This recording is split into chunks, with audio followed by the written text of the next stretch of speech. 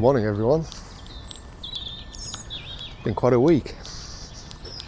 If you've followed along this week, you'll know that I've been in hospital with a punctured lung. Wasn't on my to-do list for this week, wasn't that? So yeah, it was a bit of a surprise. It's now Saturday, 22nd I believe, correction. It's now Saturday the 24th. And I'm just going out for a little walk. I thought I'd bring you along with me. And apart from just to show you some nice little bits of York, but also just to kind of update you on how I'm actually feeling after what's happened this week. I'm currently on a quite rustic green area, a green space in York, very close to where I live. This is called Heworth Holme. And it's very nice. I've often wondered about doing a couple of stealth camps here, if only just to test out some kit. But it is very, very urban. And I've already passed a dog walker before 7 o'clock in the morning, so it really would be a case of pitch late and get out early. It is nice to see all the trees coming into leaf. As I say, we're still in April, and one of the things that's really stood out this year for me is having started kayaking earlier in the year than I normally do, well, than I ever have. I saw the river, the canals and rivers, with bare trees, and it's been interesting watching them every time I've gone out and seeing the changes. Same when I went camping last weekend. Went to a very familiar area I've normally only gone to in summer, and it was kind of interesting seeing it a little bit more stripped back as summer was preparing itself to bloom. Quite a few fresh trees, baby trees in tubes. Lots of birds. I hope the mic's picking that up. I'm actually experimenting. I've got a new cage for the DJI Osmo, and sat on top of the cage is the Rode wireless mic plugged into, I think it's called the Synax microphone adapter that plugs into the side of the Osmo. There you go. So I've got the Rode mic, I keep calling it Rogue, the Rode mic plugged in. So it's wireless, the receiver's actually on top of the camera, and I've got the lavalier mic plugged into here. This does have a microphone built in itself. I just figured that the lavalier would be better today. Right, so this is just exiting Heworth Holme. And across the road, we can just cut across here. This is kind of going back to the way I came in some respects, because I live up there and around the corner, but I'm just heading towards green spaces today, and this goes behind Headlands School, cuts across, and there's some allotments on the left. I think I brought everybody around here during the summer months last year, during the lockdown, the first lockdown, spring months I should say. Pleased to say that my lungs are feeling a bit better, but I'll talk more about that a bit further round. See how we get on with the whole walking thing. Just coming into view there, you can see Headlands School. There's this nice green expanse here. I think they use it as part of the kids' playing field, I'm not sure. That path takes you up to the school, but we're going to follow this one.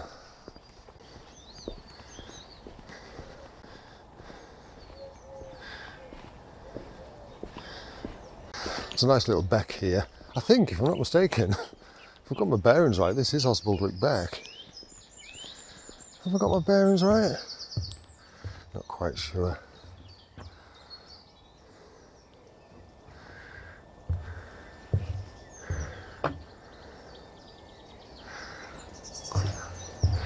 And then on the right here you've got some More allotments.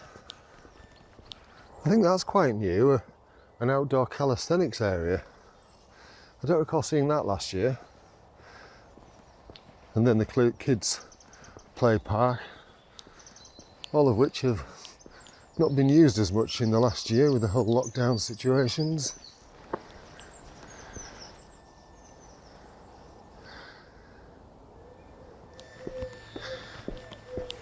Looks like the sun's trying to break through, which would be kind of nice.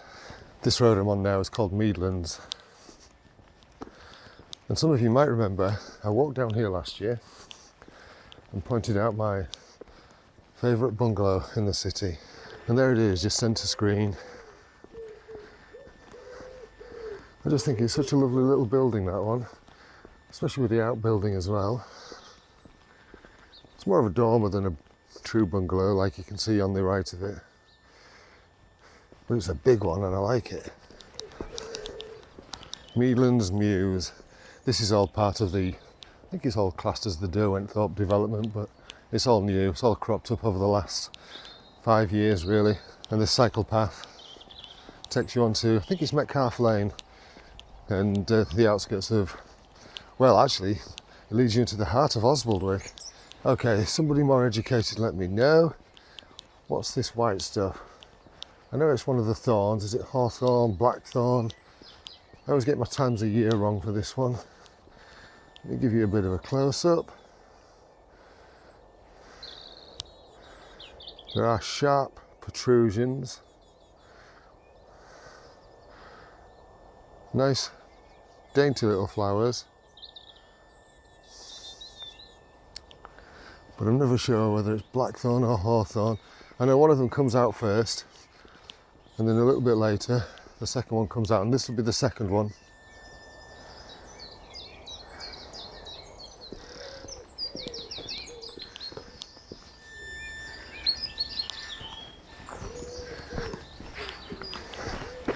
I know, I'm a nosy bugger.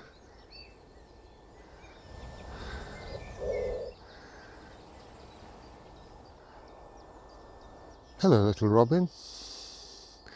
You're a plucky little monkey, aren't you?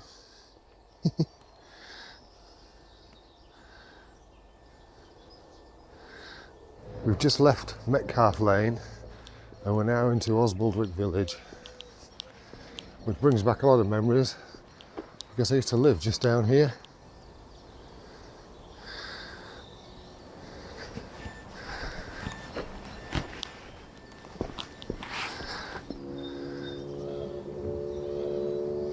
And there it is, the cottage that I lived in. Now I lived in that top aspect, which was a converted flat at the time. And I think you can see if I move it to centre screen, where the window is, that used to be a doorway, and that was my door up to the top. The willow here, now this was chopped down just before I left, because it used to be, you can see the remnants, get a bit closer, you can see the remnants of the old tree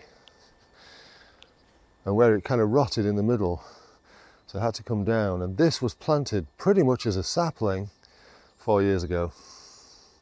They didn't have to grow quick to willows. And also in the last 4 years since I left, this bridge has been rebuilt because it was on the verge of collapse across the beck. I have to say it is one of the loveliest places I've ever lived in terms of it being quiet and idyllic. I'd often wake up on a morning to the sound of horses clopping through the village. Yes, you get buses and traffic, but not to the same level that you do kind of in the town centre. Look at that, another beautiful willow. Still quite a bit of blossom in the trees, which is nice to see, even though it does tend to give me a bit of hay fever. Suppose I maybe ought to tell you where we're going today. I thought I'd have a walk around the university campus, the East Campus. When I was around here a year or so ago, during my morning exercise walks during the lockdown, quite enjoyed myself walking around here and around the lakeside areas. So I thought I'd have a walk back and see if the swans are on the nest again. because I think they abandoned the egg last year.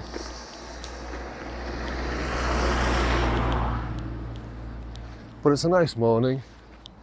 The sun is trying to break out a little bit. I'm actually quite warm in this down jacket. I think I'm going to have to take this off and stuff it in my bag. There's a little bit of a chill in the air. Not too much, but it's that whole thing about walking. Also, it might be as well that my systems are a little bit skewed. My biological systems might be a little bit off kilter this week with everything that's happened. If you have watched any of the hospital videos, you'll know that I'm breathing a lot better. A lot better. I was a bit concerned last night. I did get some sharp stabbing pains in my chest. I was quite active yesterday, well, in the evening, and I did get some sharp stabbing pains, but that seems to have eased off. It concerns me that the little puncture that's in my lung, in the inner lining, it's called a pneumothorax. Pneumothorax. Pneumo as in pneumonia, with thorax after it. And I was concerned that the little puncture that had occurred hadn't healed up and might be air getting behind it again, because I don't want to have to go back in and do that again. I'm still a bit taken aback by how surreal this week actually feels. You know, I walked to the hospital thinking you've maybe got a chest infection or something, then going through the whole cancer scare thing, when the nurse said, yeah, we found something in the x-ray in your lung. Then tapping my chest and listening to my chest before he turned around and said, it's a punctured lung. But as you can tell from my breathing, I'm doing a lot better. It's Saturday today and I will be starting back working on Monday. I won't be going at it hammer and tongs. I'll just ease myself in.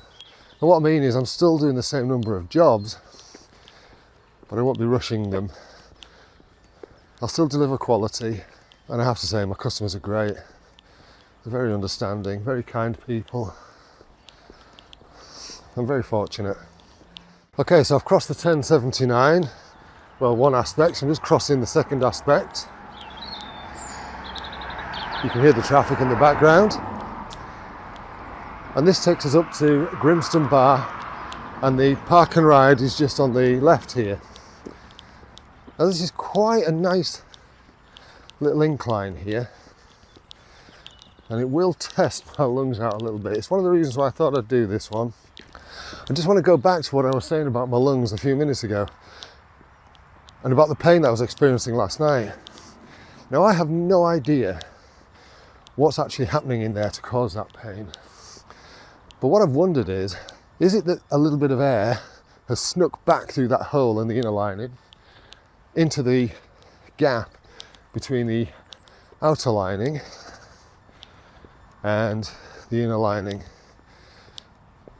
What I've done to rectify that situation and get rid of the pain is take a few deep breaths, and it is weird because I can feel something moving inside when I do that, something going on, and so it does feel as though I've actually cleared an air pocket, but that's purely speculative. So here we go, I'm up the first stage of that incline, and I've been talking throughout. I'm a little bit out of breath, but I think that'd be expected anyway, rather than me. Somebody's been building some shelters around here. Lots of activity around here, isn't there? What with digging and new builds and tree plantations. This is York Sport Village, by the way, at Grimston Bar. Here you can see all this mud on the right hand side that's been dug out. Looks like there's another building going in there. Oh, and I don't know whether you'll see this, but up ahead in the distance there's a balloon in the air, a hot air balloon. It's definitely a nice day for it, it's very calm. So yeah, they've dug a lot of earth out here. If anybody knows, please let me know in the comments what they're building.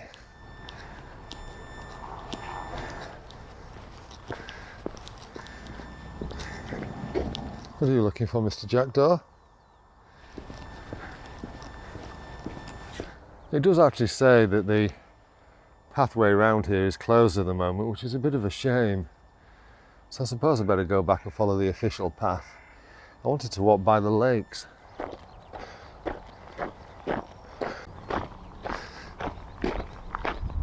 The lake's over there just behind those red barrier things. I don't see any reason why I shouldn't just pop across here and have a shufty. There we go. I mean, the whole area is a huge building site at the moment. I don't even know if the lake at Cooke Hub is accessible.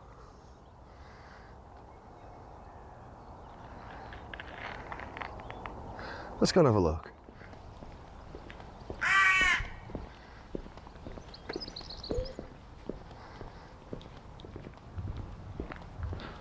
It's all very quiet around here today. Of course, one thing you do get a lot of around here are runny babbits. Done quite a few adult education courses in quite a few of these buildings. Got to keep the old grey matter ticking, right? So this is the Cooke Hub area. And this particular hub is quite a big money spinner for the university. It's got a lot of state-of-the-art conferencing facilities. I have to admit, I do love this little pond, lakey area outside the hub. I love those little pods that are on there. I think they're great little study areas. I'd love it if I was a student here. Now just over here on the left, there was a swan's nest last year. I believe the nest is still there. It did have an abandoned egg on it. That looks like it might have been cleared away. Yeah, it's gone. I was here a few months ago doing a geocache, a couple of months ago, and the nest was still there with an abandoned egg on it.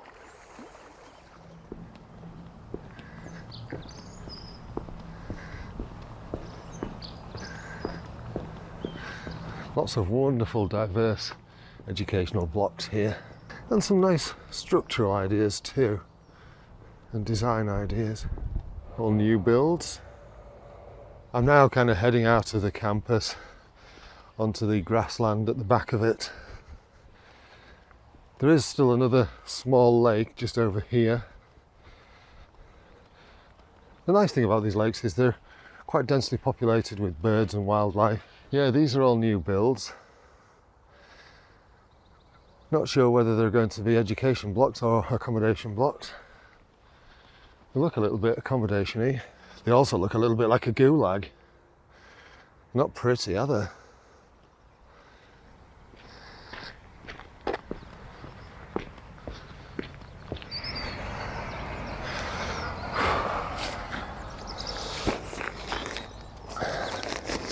Time for coffee and a couple of little cereal bars I've got with me as a snack. So as I've said, whoops, there you went. It has been a bit of a funny week. As you can hear, my breathing is a lot better. And I'm doing okay. And I would just like to thank a couple of people actually. I've not been what I would consider the best person to have as a friend in life. My early experiences, well, if you watch the very first videos I uploaded about growing up with a facial paralysis, you might understand why I kept myself at a distance from people. And so I've not been a very good friend in that respect. So it's good to have a couple of people in your life who set you a good example on that score.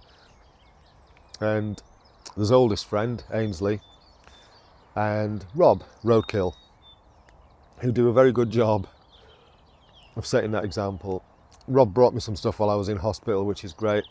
And both of those two were absolute rocks during the sad time with my dad. As was Paul Marshall, a landlord of the Rook and Gaskell. He was a real rock during the period with my dad too. The fascinating thing about those kind of times is you do find out who really doesn't give a flying fig about you as well. And during this hospital visit, there was a couple of comments, one from Fran and Kirsten, who said that they felt I was a little bit inspirational and that the way I tackled things was quite inspiring and so on. And I don't get that. That was just one incident where I was kind of taken a bit by surprise. And there's not a lot else you can do really, because it's one of those things that, you know, if you don't deal with it, it can kill you. So, you know, you kind of have to go along with it. I don't know, I just find those things, you just have to go along with it, otherwise, what's the option? And the only real painful bit about that, incidentally, was where they were just marking the area where they were going to put the drain. Because they'd done the local anaesthetic, never felt a thing, never felt the needle go in, never felt the drain go in, felt it come out, but never felt it go in. But yeah, anyway, I've got distracted. So yeah, I just wanted to thank those people for being supportive. There's quite a few people on the channel who've been great too. Brad, who's changed his name to Brad, More Than Just a Cleaner's number one fan and proven. He's very supportive. Mart often comments on videos. Can't get the words out. He specifically likes the ducks in the kayaking videos. And more recently there's been Mark Lloyd. I think there was a chap called Mike who commented on the hospital videos, who's a volunteer at the hospital. Fair play to you, dude. And I know that there's quite a few others as well that I just can't think of off the top of my head. But yeah, I just wanted to say thanks, really. I do appreciate you being in my life and being a part of it. Right, I'm going to finish this and then meander back.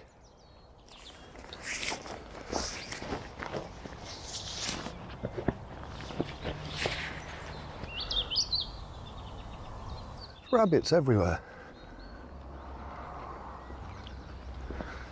Including that plucky little monkey sat in the middle of the road. Look, there he goes.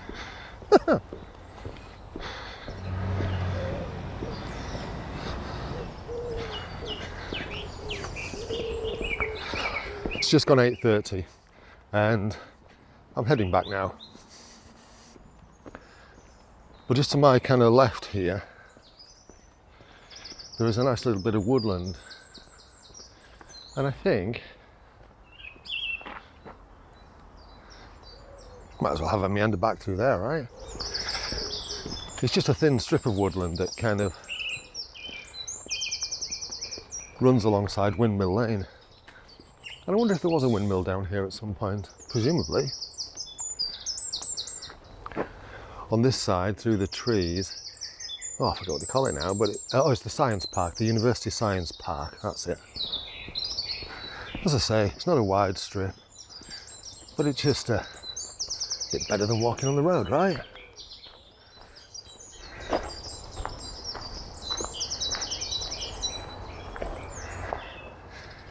So this is a very heavily graffitied substation, and there's a kind gentleman over there with a dog who was explaining to me the reason why this area has been cleared is because they're actually building another additional substation here to deal with the extra capacity that's needed.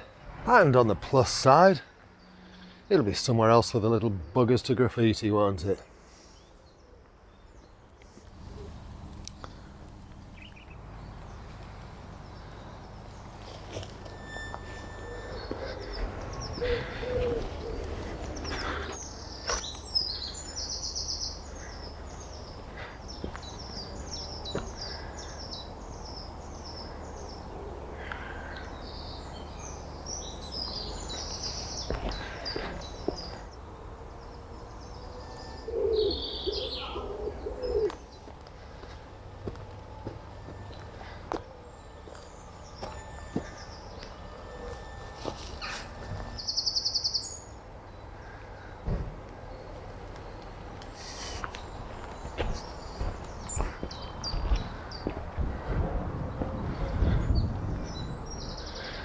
There's a lot of activity going on there, isn't there? I didn't expect that. Wow. It's time to maybe call this one a day. The battery's running out on the camera, and I didn't bring a spare with me. This was just an opportunity just to update everybody on how I was doing after the punctured lung, and also just to say thank you. Thank you for following along on this channel. Thank you for all the support and well wishes, more recently and obviously during what happened with my dad too. And yeah, I just really appreciate the fact that you stick with me and seem to enjoy what I'm doing. I am actually coming to the end of the woodland here, so definitely a good time to wrap this up as we venture into as I venture into the urban area and head back home. Thanks so much for watching. I hope you've enjoyed this. If you like what I'm doing, give the video a thumbs up and subscribe to the channel. Click that bell notification as well, and at least then you just get a notification when you open YouTube to say that I've uploaded another video. There's lots more to come. I have a lot of geocaching videos to sort out where I've done the footage for. I've got a camping one to do. I think I've got another 2 or 3 kayaking ones to do. Lots of reviews and tips and stuff to share with you. That's all for now. You take care of yourselves and I'll see you soon. Cheerio.